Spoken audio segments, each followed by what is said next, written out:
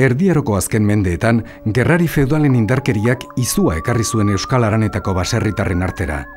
Orduan, hiribilduen babesa bilatu zuten nekazariek.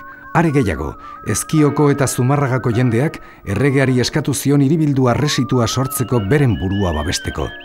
Tartean zegoen Pedro Iartua Igartu etxearen jabea. 1383an Urretxuko Bila Real edo hiribildua sustatu zutenean. Hiribildu hark alkate eta guzti zuen, eta erregearen agintearen izenean, gerrako jauntxoen gehiegikerietatik babesten zituen nekazariak.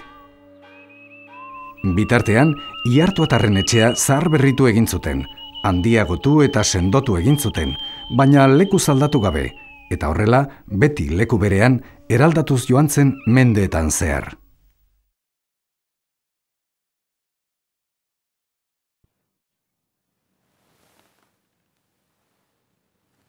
Sagarra da, lur honek ematen digun honena. Gipuzkoako landare eta frutu guztietatik, sagarra da goxoena, gogokoen duguna. Mota askotakoak ditugu, gaziak, gezak, garratzak. Sagarrak jateko bakarrik ez, edateko ere erabiltzen ditugu, eurekin egiten dugu sagardoa, guretzat edaririk gustokoena. Igartu baitin, ia 2000 litro sagardo egiten dugu urtean bertako dolarean sagarra zukutuz.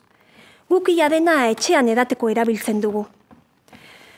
Gezurra badirudi ere nire garaian baserri guztietan zegoen horrelako tramankulo bat.